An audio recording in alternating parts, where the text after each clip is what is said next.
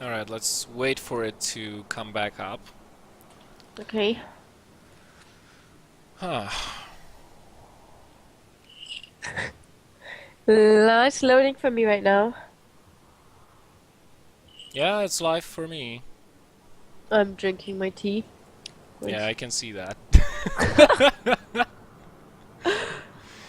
Daveathor asking who won and nobody won yet.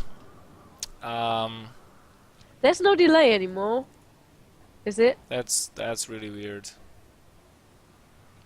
The connection is still not the best though, which is I Well, it's don't. not too bad. I mean, it's not something Let's just live try to past it. go ahead with the game and let's see where that takes us. Exactly. So, where are we at right now? Tons of carriers, Tons of tons of carriers stuff. indeed. We have 2 Tempests, 6 carriers, and the rest is just ground army. JackO, not a lot of probes to his name though, only 48, but Khyira, 30 SCVs. The income-wise, that's not looking good for the Terran player. He's mining out his bases, remember, thanks to the mules. You're gonna be mining out a lot faster than the Protoss player, and JackO did take out a number of Khyira's bases previously.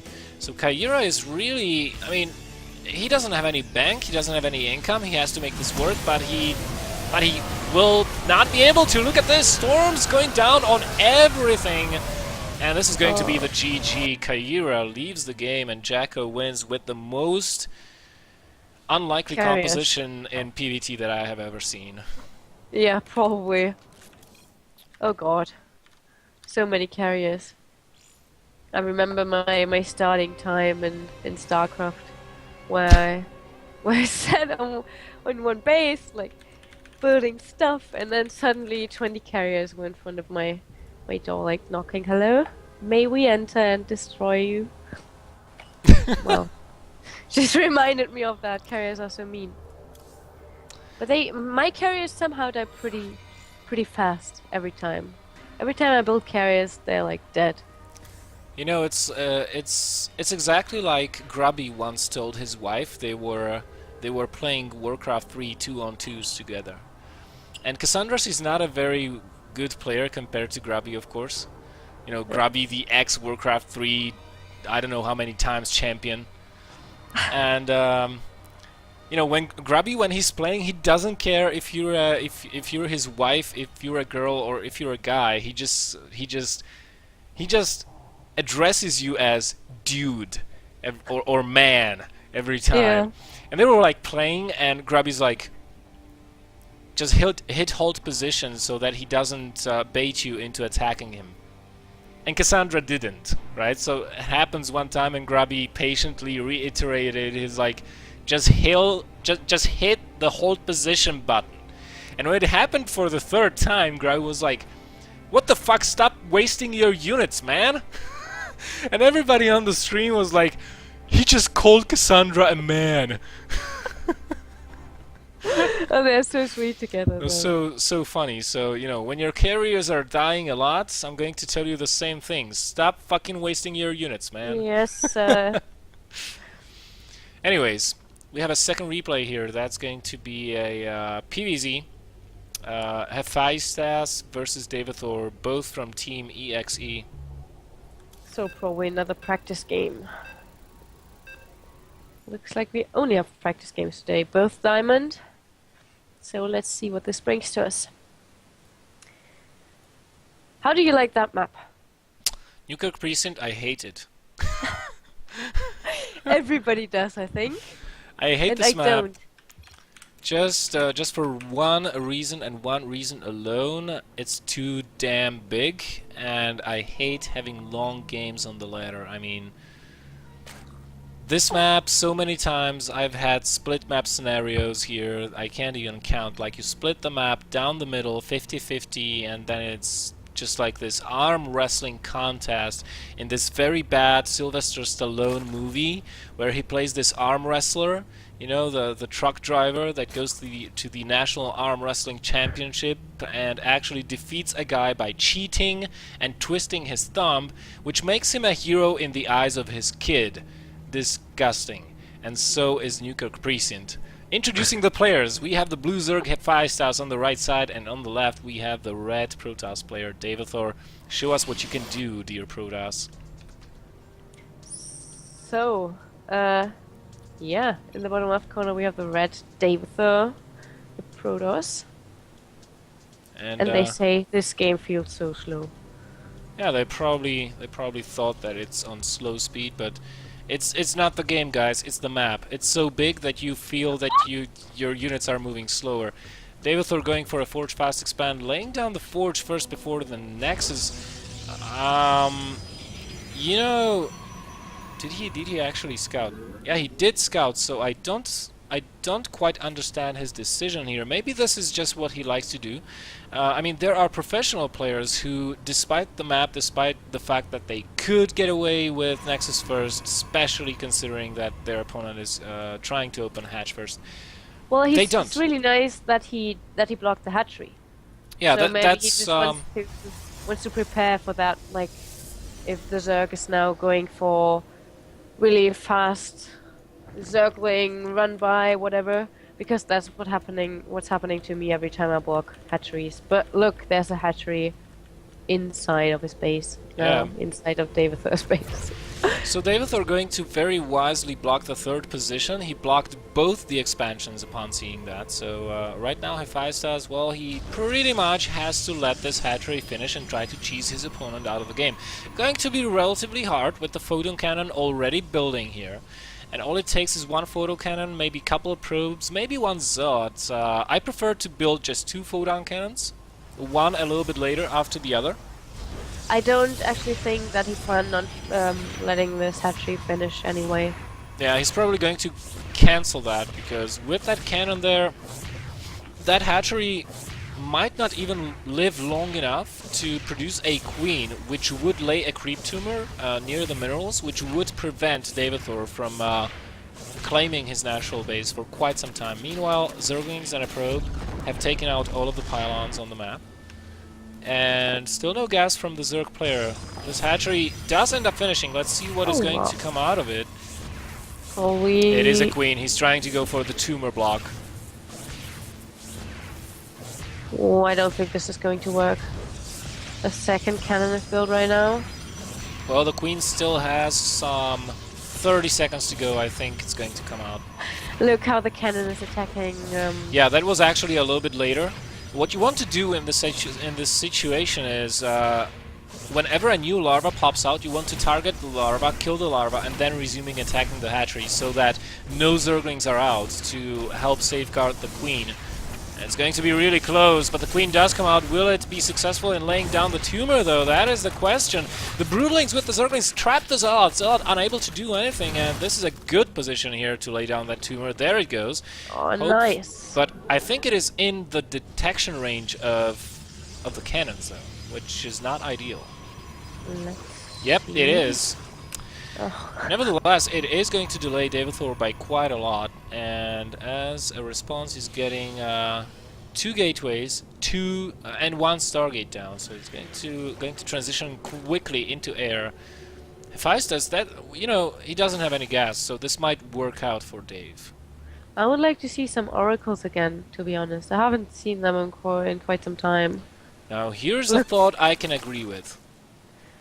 Although against Zerg, most of the time they already have a spore crawl in the mineral lines, so that's quite sad.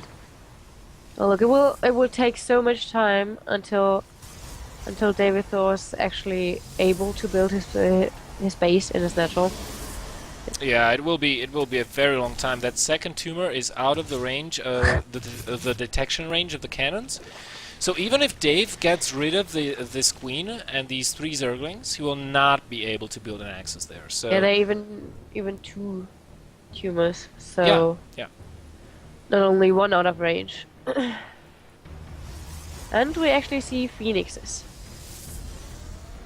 We do.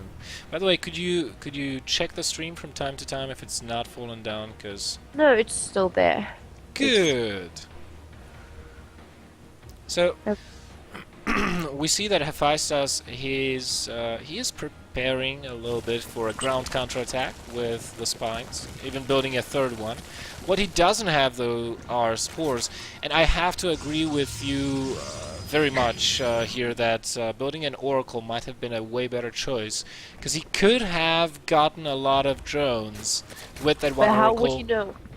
Well, you know, he couldn't. It would have been a gamble, right? But this one Phoenix will do absolutely jack shit for him, whereas the Oracle could have at least killed some drones with less investment, basically. That is completely right. Although I'm pretty sure he was just afraid another thing is going to fail, and he doesn't want to fall behind even more. Okay, he actually loads up some zealots in the war prism, and is going to drop it to the main. Is he he's putting all the zealots in the main, and he has 4 phoenixes to keep them company. We have 18 zerglings around the map. Another he's going for the force field block. Oh, He's gonna force field the ramp and kill the main off.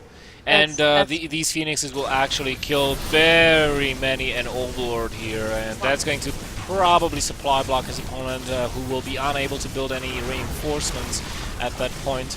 Daveathor very wisely keeping the sentries away from the ramp. nice. There we go, another force field. So many drones are going to die now. And here we have the never-ending supply block. Yep. Well, I guess not never-ending with enough larvae. 10 larvae, I mean, Hephaistas, he could produce 10 overlords right now. Well, scratch that, 6 overlords and he would be fine. But this force... I mean, it could be game as long as Dave keeps those force fields up at the ramp. There are no units to defend this. The Roach Warren is not even up yet, so... And there are no spore crawlers to actually do something against these, there's the first one, these phoenixes. But so many queens are already get killed. And these phoenixes are being very effective here. Alright, so Dave is being the merciful guy here. He could have killed the pool off before it finished speed for the Zerglings, but he decided to let it live with 50 hit points, let the speed finish, and then kill it off, so... He's giving Hephaistas a chance here, you know. The lair will be finishing in about 10 seconds. Not that Hephaistas really has any time right now to invest into lair tech. He's going for a huge counterattack with as many Zerglings as he can muster. Those Phoenixes probably saw those Zerglings though, and there's a couple of Zealots here cleaning out the queen in the natural base of Daveathor, and Daveathor, he's just going to start loading those units up and retreating back. He has completely cleaned out everything in the main base of the Zerg. So, right now it's a 1-base Protoss versus a 1-base Zerg. Yes, indeed. But I want to point out, well, we saw like a lot of blocking going on and bases got killed and stuff, and still we have 25 probes to 22 drones. So I thought that Daveathor would not be able to catch up that fast, but he actually was able to. Well, he did kill 21 drones, so... Yeah, exactly. It was so effective. Yeah, it was, and I have to say the only reason this actually worked, there was no Overlord here above the ridge, which usually there is, just because... just to prevent cases like this, or things like this from happening. Those Phoenixes are still up and about. This is crucial right now for Daveathor, who still has not reclaimed his main... I mean, his natural expansion. I don't think he... Yeah, he does have an observer out, so he's going to be clearing out those creep tumors right now. It's still going to take quite some time for that creep to dissipate. And his main is actually partially creeped up. Look at the Nexus, oh my god.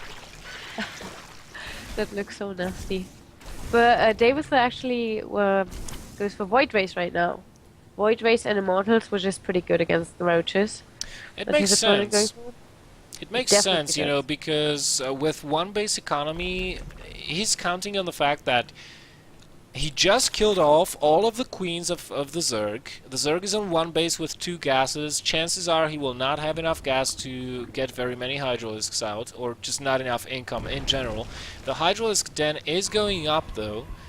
But like I said, Hephaistas, he's on a really low economy. He doesn't really have that much of an income. He doesn't have the bases. He doesn't have the production as a result.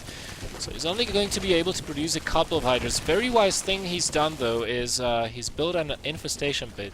So you know he's got a low amount of minerals. He's going to be spending those building hatcheries as well, and a high amount of gas. So getting infestors out would be very nice for him. Oh, he canceled it? Oh my god. Okay, never mind. He cancelled the infestation pit and got Hydroden instead. I thought he got both. Ooh, Daveathor now scouted the third, which is actually the second base of I don't know how to pronounce this name, to be honest. So he's a bit harassing with all these phoenixes right here. And it's important that he scouted that. So he could, with his army, he should be able to take that out quite quickly because it's so mobile. And while these spine crawlers are not really, and there's still one spore crawler, okay, two, on this base, but they should be able to be killed off by zealots pretty fast. Yeah, and the phoenixes can kill off the queen. I mean, the phoenix's job right now is not necessarily to kill off drones, but if he can get rid of the queens really quickly and then just get out of there. Or the one queen rather, at the third base location of the Zerg. Then he can just go in with zealots and kill this off. I mean, there's not a lot that the Zerg player would be able to do about it. We have only 5 Hydralisks on the field, which pretty much means that if Daveathor is successful in killing off all the anti-air, then those Void Rays will be unbeatable. Yeah, and even if he isn't able to do that, I mean, those Immortals are pretty strong, and with some sentries, which means force fields and zealots, he's in a quite good position. And through the Phoenixes, he's able to scout what the Zerg is doing the whole time, so he knows how much army he has and about the upgrades, and he just can build his army according to that. He's in a pretty good spot right here. Well, if Hephaistas takes another base right now and starts to actually drone up instead of just trying to build up an army, then the game will pretty much equal out very quickly, because the main of Daveathor is just barely mining right now. It's a couple of seconds from being mining out, actually. That is true, but he has a lot more drones. Well, probes in this case. Yeah, exactly. And he has overcharge for defending his nexus, which he's using right now. Oh, Guardian Shield going up. The force fields might be even more helpful here, but look at the micro from Daveathor lifting up every single unit that he can. Fucking Cheeser getting called. Hephaistas pulling out the big stops as he GG's out, because frankly that army had no chance of dealing with this Protoss mini death ball. To be honest, I wouldn't say Cheeser, though. It was the weirdest start I've ever seen. Well, it just goes to show, like, never proxy hatch a good Protoss. Like, no.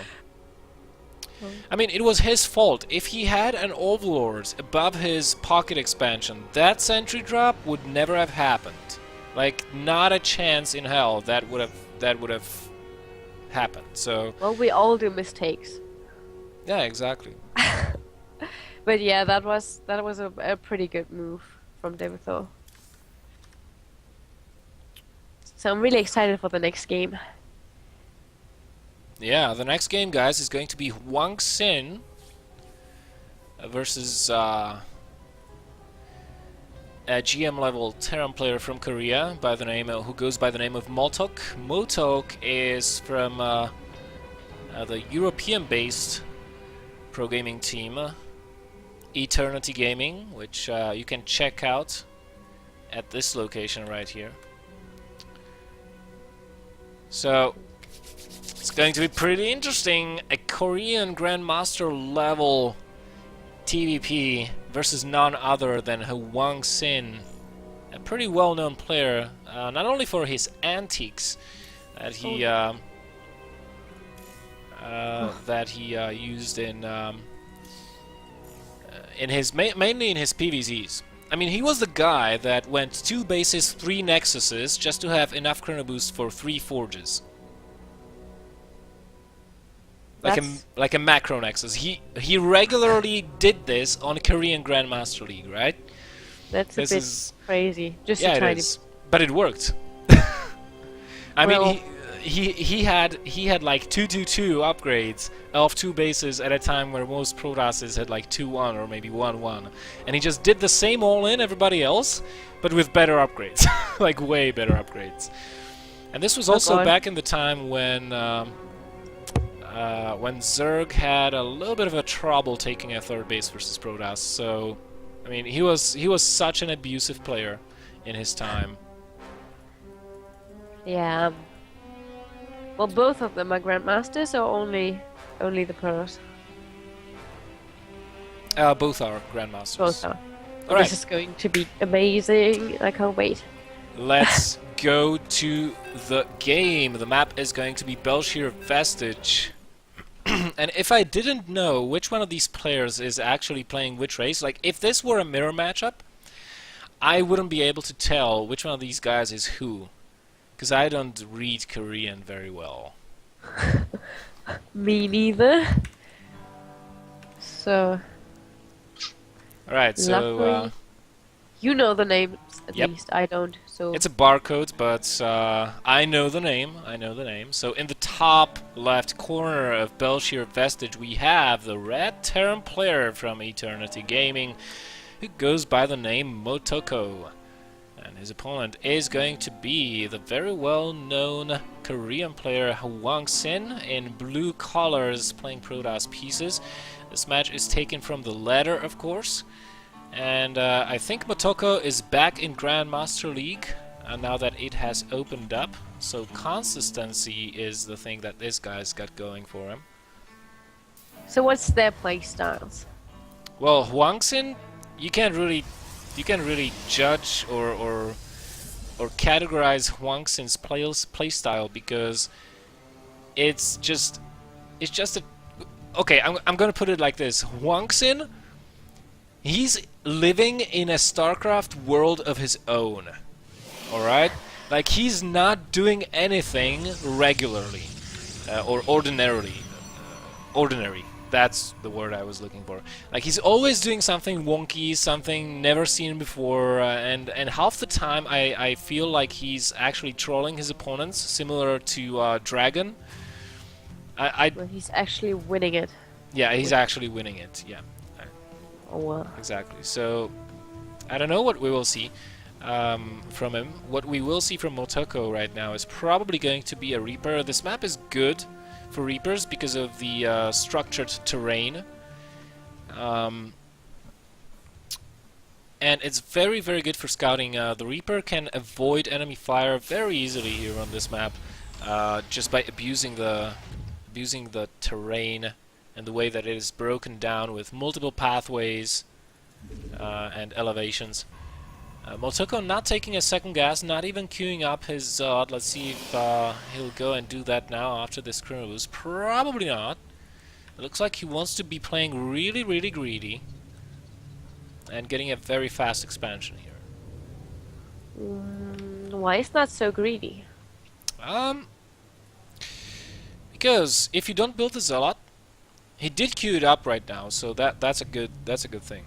If he would not queue up the Zealot, then this SCV that we see scouting right now would go for an engineering bay block.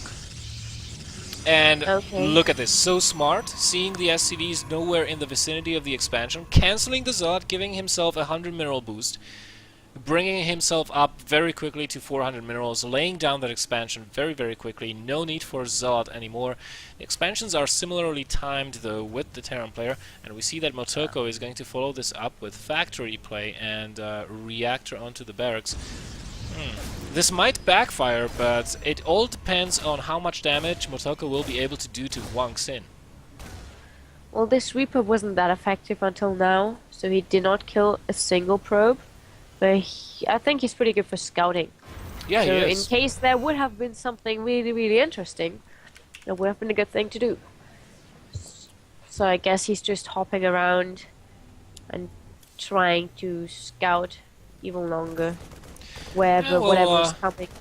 He will go ahead and try to re-scout a little bit later on. What I'm more interested in is what we will be seeing out of this factory. Oh my, okay, so this could be two things. This could be a Hellion drop or a Widow Mine drop. And it's going to be Hellions with the starport in production. Let's see, Right. probably going to see a tech lab added onto those barracks very shortly here. And meanwhile, Hwangsin, well, he's just getting established. He's getting his robo bay, robo facility. He's getting his forge right now. Let's see which kind of upgrades he'll be going for here. And it's going to be an armor upgrade. Good choice here for Hwangsin. Probably going for a very durable army. Going to have a lot of zealots. MoToK might have something to say about his plans though, as first two Hellions are making their way across the map. He's going to go with the Reaper into the main as at exactly the same moment those Hellions are going to be attacking the natural base probably.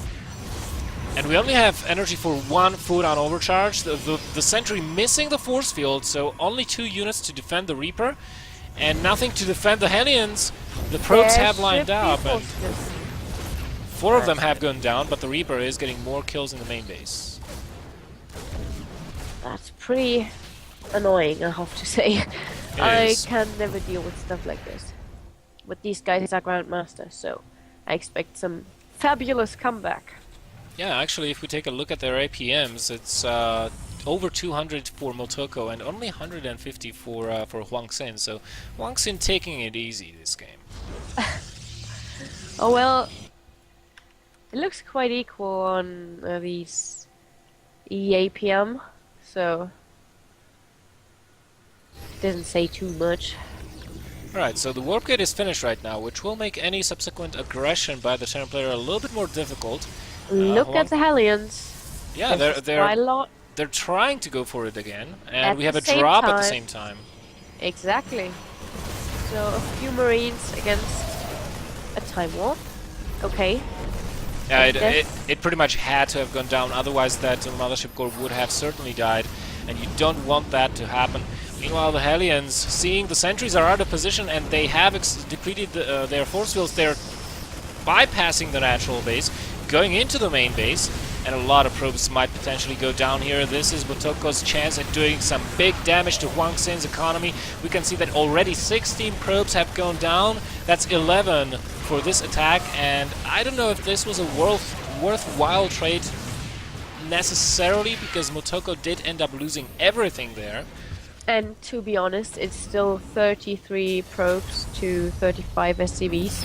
Yeah. So it's not that the Terran is in a really, really great advantage right here. Well, it is doing one thing though. It is slowing the Protoss player down. And when you open up with a barracks straight into factory, that's pretty much what you have to do. It's not even an option. It's not like, I could harass with the Hellions or Widow Mines right now. No, you have to do it because you're foregoing your early infantry upgrades in favor of harassment options. So if you cannot do that damage with this opening the Terran is using right now, or has used, then pretty much don't open this way. MoToK, very well aware of that fact, is going to be adding Widow Mines right now into his composition. Probably to defend versus drops. Look at this. Look at this. There's a missile turret and a Widow Mine as well at that far corner. And well, MoToK well established on 2 bases, both players actually. And if we look at the tech, we have a very small army here on the Protoss side of things. But he is working on his upgrades already. He's also researching range for his Colossi, where one is already out and the second one will be out every second. So that's pretty good. And the mothership core is gaining more and more energy again, so he should be safe against any drops coming right now, potentially coming. He also spread some stalkers in his main base to make sure to see all the drops coming. And his observers following the army. Yeah, he did see that move out, and I think MoToK realized that there is an observer following his army. If he notices that, he might scan and kill that off really quickly. Now, this is a very, very scary time for the Protoss player versus versus any competent Terran, this timing right here, especially if the Terran player harassed you and pressured you from the get-go, from the start of the game, then you don't feel as comfortable. I mean, Protoss openings and Protoss build are very, very, very closely cut out. If you lose 16 probes like Hwangsin did, it slows your build down so much that you can become very vulnerable at between the 10 to 12 minute mark, basically. We have 3 Colossi on the field, the prime time to transition into Templar Archives right now, which is going up. And good choice here with the hallucination. Hwangsin needs to be very careful and not to take any additional damage, basically. I want to focus on this drop coming now to the natural of our Protoss right here. Yeah, that was unscouted, I think. It is. And I also like the Marine spread over the whole map, so that the Terran actually sees what's going on. Yeah, he does a complete and total map control here. I'm actually quite surprised that Hwangsin is not exerting more map control. Well, he's using his observer and he's using the hallucinations. It's not like he's not scouting at all. Yeah, I mean, at this point in time, all he needs to know really is where the hell is my opponent's army. That's all he needs to know, and he also needs to know if there's a Marine at his third base, which he's sending a Zod there just in case the third will go up. Look at the reaction time from MoToK, though. Instantly stealing that Marine, going after that probe before the rest of the army arrives. Wow, that was clutch play. We have Storm going up for the Protoss player, as well as +2 upgrades. Only a single Forge upgrading right now, and this is pretty much the result of taking that damage early on. Otherwise, we would have probably seen double Forges out of the Protoss player. Well, when you look at the Medivacs, they're in a really great position right now. He can drop both the third and the natural. He's going to deny the third, and at the same time pressuring the natural, so that the Protoss player either has to split his army very, very effectively or forces a cancel on the third base. That is exactly what happened. Oh my god, and Hwangsin is completely out of position, but Storm is ready. But the Templars, oh, they're moving to the Nexus. Fight. The Nexus, oh my goodness. Stuck. Oh no, this is such a big loss. He's back on one base. Yeah, he can rebuild the natural though, but he has to attack at this point. He did cancel the third base, so no resources, or not very many resources lost there. But with the loss of the natural Nexus, the income, exactly as you pointed out, is going to be the problem here for Hwangsin, at least for quite some time. So he's pretty much forced into a position where he either has to stay ultra defensive, give up map control, give up harassment, and let his opponents take the map, which is not what you want, of course, because if the Terran out macros you, that's never really good. Or he has to counterattack, force some trades, not lose very many units, buy himself some time, and pretty much equalize the resources lost a little bit here. So we see how he tries to harass the third of the Terran right now, and attacks at the same time. His units are pretty strong, but I'm afraid that these Colossi are going to be killed pretty fast. Some nice storms going down. Look at the SCVs being pulled. There is so many more units remaining here. The SCVs killing the Colossi? That's the first I've seen that one. Oh, and the Zealots at the third are just standing around and doing nothing, basically. Oh, they have nothing to do. I mean, they could kill those refineries off, but with the floating command center, I mean, I know Zealots are powerful, but I don't think they're Olympic athletes, so probably not jumping that high. I think he actually just lifted it off. Yeah. And the Zealots stood there before, so he could have done something with it. And right now, if we look at the army supply, I mean, the Terran player has 2 times the army supply of the Protoss, the worker supply being a little bit in favor of the Protoss, but that means the income, even with all these 3 bases, will be actually equal because mules. So, It's really hard to say what's going to happen now. I think the Terran is in a really good position, and he's actually going for another attack. And the Protoss army is so small right now. Hwangsin needs to nice blink blink. away. There we go. But he knows an attack is incoming and he needs to get into position. Problem is that he only has one Templar capable of storming his opponent's army. These two have just now been freshly warped in. So he only has one Storm and one Colossus. That's not nearly enough AoE to deal with this Terran army. And no force fields will mean that he will be under attack by all of these units at the same time. Oh, look at that. EMP onto the Templars. Vikings taking down the Colossi. Good concave here for the Terran player. Just annihilating the army, and I don't think Hwangsin stands a chance at this point. The upgrades are even. Photon overcharge being initiated on the third base, but that will go down very promptly once this army is gone, and I don't think the Terran player actually cares about bases at this time. He knows he's got the momentum in the fight. He's going to take out this army and just push through for the victory, and there it is. The G is cold.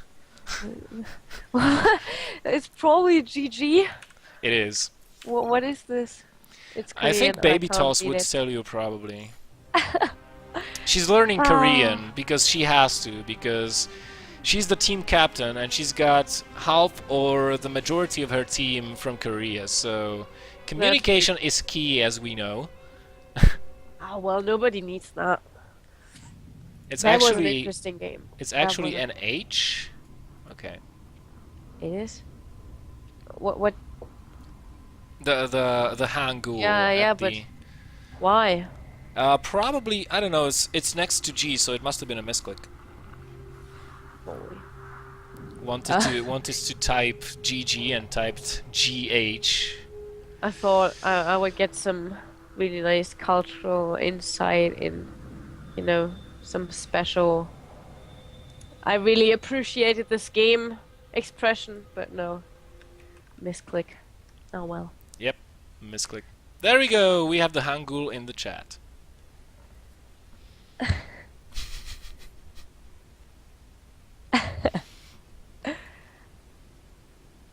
Yeah, it's probably mistype. Yeah. That was a good game. Yeah, that was a really nice game, I think.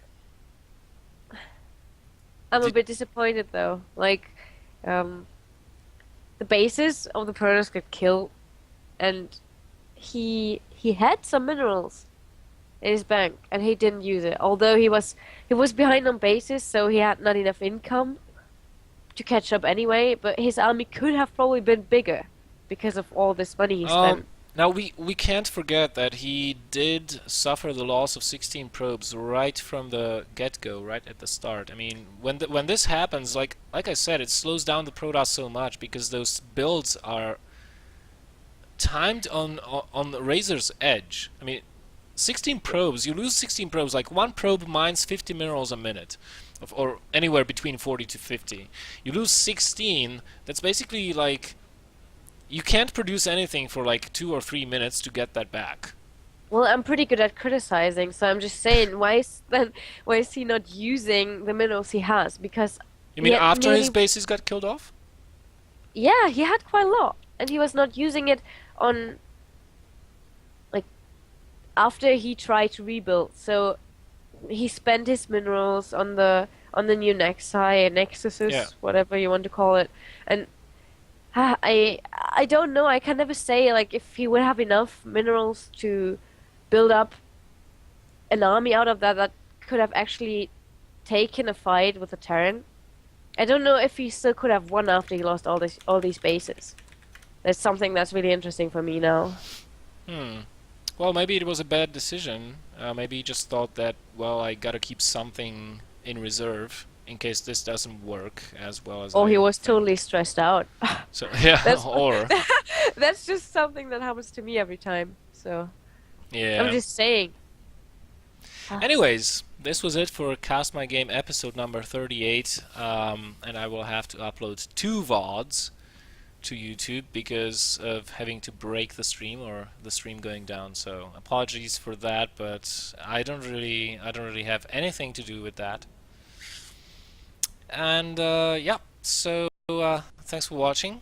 Thank you, Wolf, for giving me a call and being here with us. Have you guys enjoyed Wolf's presence here? Please don't tell me you are sheep and that you don't want wolves around here. That would be mean. Yeah, I'm not so practiced on casting, so I'm not that qualified as Belle probably is. So yeah. But I'm learning. It's something, I guess. As long as we are having fun, nothing else matters. That's true. It's If the fine. viewers have fun, it's fine. Well, thanks for letting me joining in again. Sure, no And problem. thanks to all the guys that actually provided their replays. It was pretty nice to watch. By the way, if you want to check out MoToK's stream, I have a stream link for you here, guys. So you can check out MoToK streaming and see firsthand how Koreans play. Not the famous ones, but you know, the lower ranking ones that are still trying to make it, and you can learn quite a lot from this guy. You cut your beard. Yeah, You're I did. not longer qualified to cast. Yeah, I lost my esport beard due to clumsy hands. No. That's like so bad. And of course, MoToK has a Twitter as well. So you can follow that one if you want to. No, sorry, I forgot. Like, unless I can buy really good games with those coupons, I'm not a really big fan of this thing. Like collecting cards and tickets on Steam and stuff. Anyways, we'll be going off, so thank you very much, guys, for watching. If you like the stream, follow the social media, Facebook, Twitter, YouTube, /BellnoirTV. Check out Wolf as well. She's at SE2Wolf on Twitter, and I think youtube.com /SE2Wolf as well. She's got a couple of things there, and she's doing casts for... you're doing casts for somebody, right? For you? For me, okay, so she's doing casts for me, so if you like Wolf... Sometimes we had like a Sunday show going on. It's somehow it's not very regular at the moment. Pretty much not happened the last weeks. But I think we'll try to get that up again. Alright, so good luck with that. And Thanks. well, to you other guys tuning in, and good luck, have fun, and we'll see you next time. Next Cast My Game, somewhere. Bye bye. Bye.